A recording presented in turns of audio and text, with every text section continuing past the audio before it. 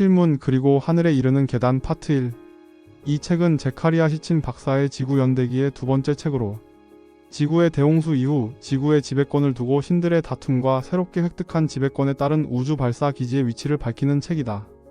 먼저 지구 연대기 1권 수메르 혹은 신들의 고향에서 미리 밝혔듯이 시친 박사는 수많은 수메르 점토판들을 해석하여 이 지구에 약 45만 년 전 최초의 외계 우주인들이 지구에 도착했고 그들에 의해 우리 현생 인류가 탄생했다고 주장한다. 그리고 이 책에서는 대홍수로 모든 지구의 기지들이 파괴된 아눈나키들이 다시 지구의 시설들을 복구하고 새로운 도시를 구축한 이야기를 다루고 있다. 낙원을 찾아서 성경에 따르면 인간은 에덴 동산에서 하나님과 함께 살았던 때가 있었다. 그런데 에덴 동산의 모든 열매 중에서 아담과 하와는 선과 악을 알게 하는 열매만은 금지되어 있었다. 그런데 아담과 하와는 뱀의 유혹에 빠져먹지 말라던 선악과를 먹게 되었다. 그러자 하나님은 그들이 영생의 열매까지 먹을까 봐 걱정하기 시작한다. 주 하나님이 말씀하셨다. 보라, 이 사람이 우리 가운데 하나처럼 선과 악을 알게 되었다. 이제 그가 손을 내밀어서 생명나무의 열매까지 따서 먹고 끝없이 살게 하여서는 안 된다. 그래서 주 하나님은 그를 에덴 동산에서 내쫓으시고 에덴 동산의 동쪽에 케루빔들을 세우시고 빙빙 도는 불칼을 두셔서 생명나무에 이르는 길을 지키게 하셨다.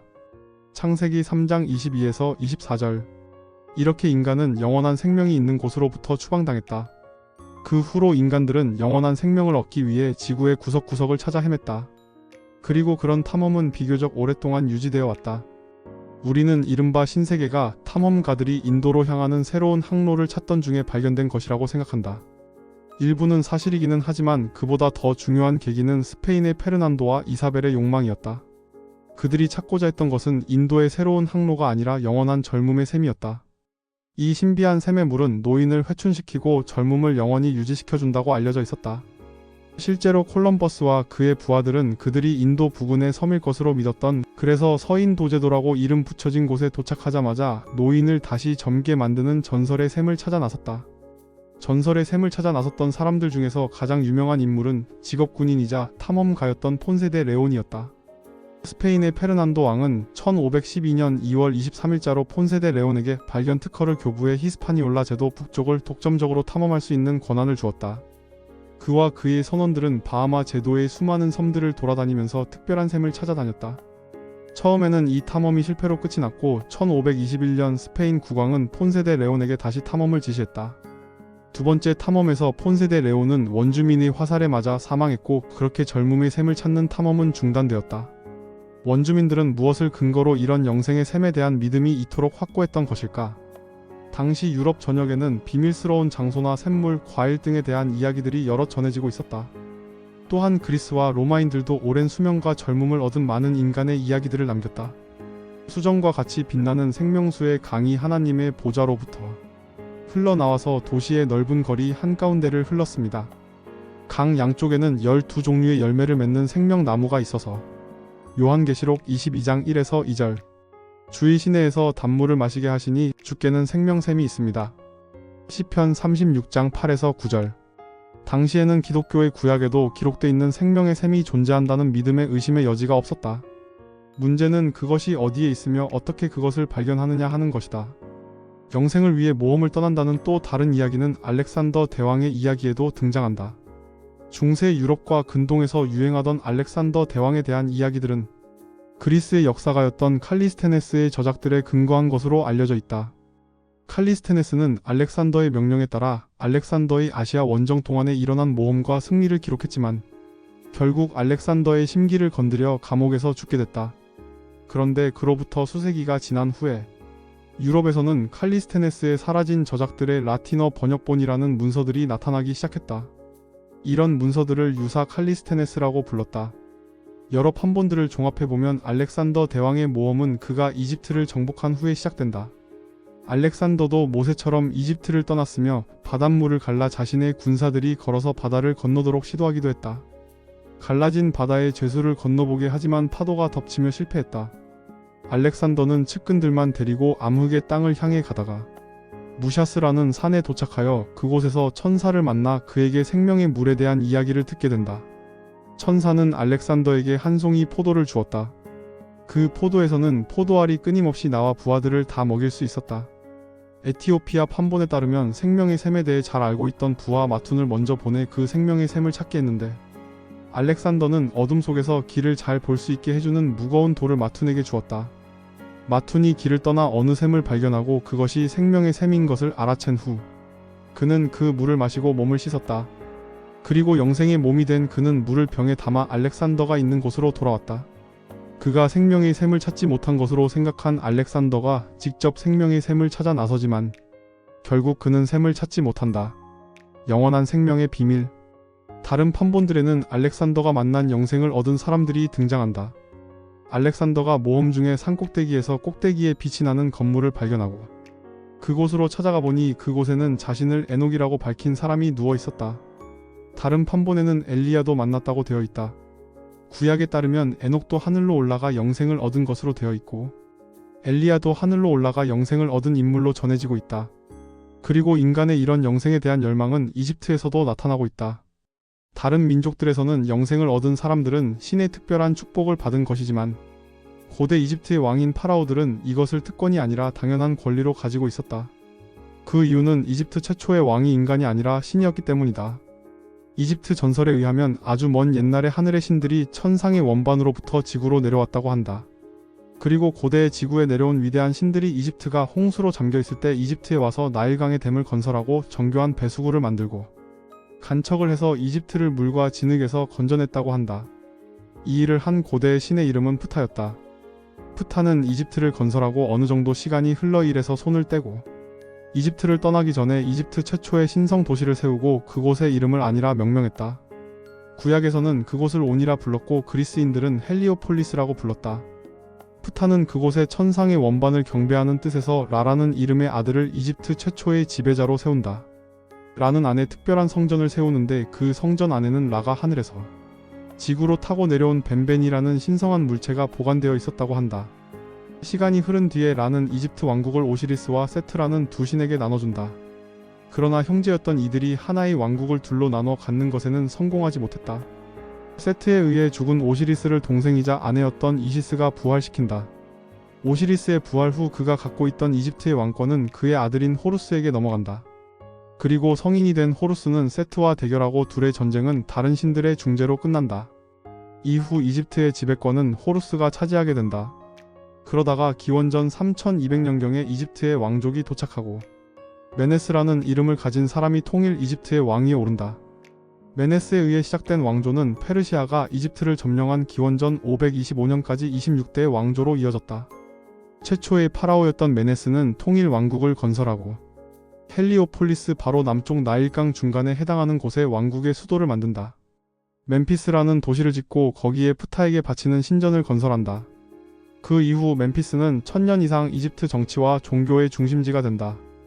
기원전 2200년경 이후에는 이집트의 권력이 테베라는 도시로 옮겨지게 된다. 그리스 사람들은 테베를 디오스폴리스라고 불렀는데 그리스 사람들은 아몬 신을 제우스와 동일시했기 때문이었다. 파라오의 부활.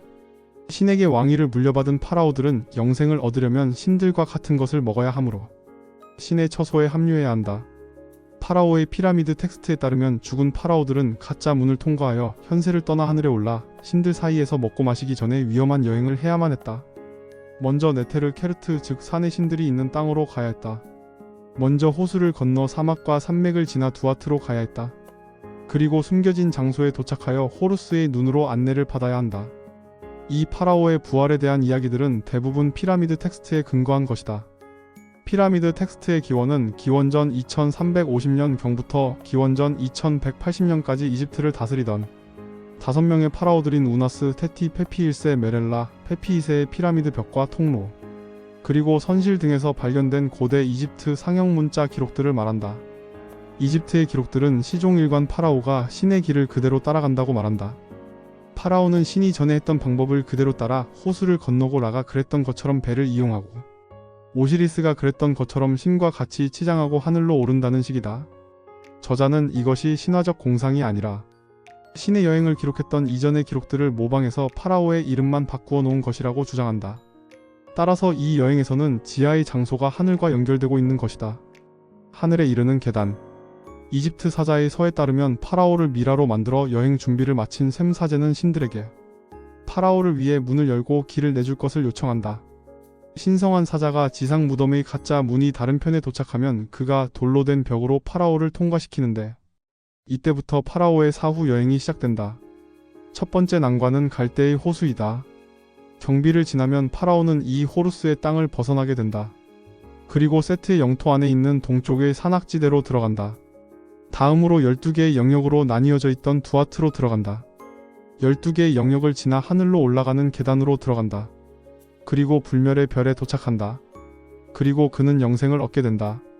수십 년 전까지만 해도 평범한 인간이 특별한 의상을 걸치고 긴 물체의 앞부분에 자신을 단단히 붙들어 맨 다음 지구를 떠나 하늘로 급상승하는 모습은 상상하기 힘든 일이었다. 1, 2세기 전에는 그런 생각 자체가 아예 불가능했었다. 왜냐하면 과거 인간의 경험과 지식에는 그런 생각을 불러일으킬 요소가 전무했기 때문이다. 이집트인들이 그렇게 생각한 것은 직접 우주 공간에 가서 우주선이 오가는 것을 보았거나 아니면 당시의 스미소니언 박물관 같은 곳을 방문해 전시된 비행체와 비행 시뮬레이션을 직접 보았기 때문일 것이다.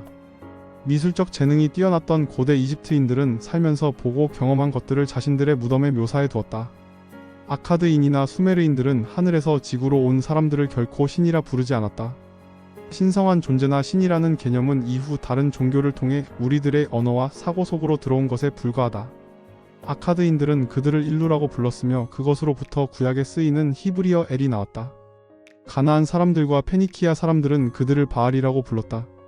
그들의 이야기는 우리들의 태양계가 아직 한창 젊었을 때인 태고적부터 시작된다. 거대한 행성이 태양계 밖에서 태양계로 진입한다. 수메르인들은 그 침입자를 니비루라고 불렀다. 그것은 바빌로니아에서는 마르둑이라고 불렀고 구약에서는 마르독이라고 불렀던 행성이다.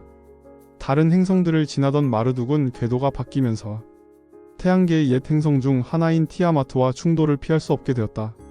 결국 마르둑과 티아마트가 가까워졌을 때 마르둑의 위성들이 티아마트를 반으로 쪼개버렸다. 쪼개진 티아마트의 아래쪽 부분은 작은 조각들로 부서져 해성이 되거나 목성과 화성 사이의 소행성대를 이루게 되었다. 티아마트의 부서진 윗부분은 위성 하나를 달고 새로운 궤도로 던져져 지구와 달이 되었다. 마르둑 자체는 아무런 손상도 입지 않고 태양을 도는 거대한 타원형 궤도에 잡혀 3600년에 한 번씩 목성과 화성 사이에 천상의 전투가 있었던 곳으로 돌아온다. 그 결과 태양계에는 12개의 구성원이 생기게 됐다. 수메르인들은 태양계의 12번째 천체로부터 하늘과 지구의 신들인 우주 비행사들이 지구로 왔다고 말한다.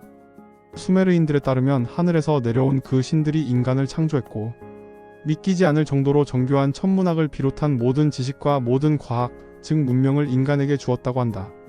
수메르인들은 태양이 태양계의 중심이라는 사실을 알고 있었으며 오늘날 우리가 알고 있는 태양계의 모든 행성들, 더 나아가 육안으로는 보이지 않기 때문에 천문학이 발전하기 전까지도 알려지지 않았던 천왕성과 해왕성, 그리고 명왕성까지도 알고 있었다. 또한 우리들이 현재 알고 있는 대부분의 별자리들은 수메르에서 처음 사용되었고 그것들은 현재와 전혀 달라지지 않고 그대로 수메르의 천문학 서판들에 기록되어 있다. 심지어 세차 운동과 놀랍도록 유사한 개념들도 알고 있었다.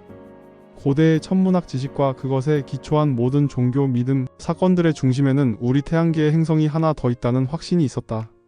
그 행성은 태양계에서 가장 큰 공전 궤도를 지니고 있는 최고의 행성, 즉 천상의 주인으로 이집트인들은 그것을 불멸의 별 또는 영겁의 행성이라 부르며 신들이 하늘에서 머무르는 곳으로 여겼다.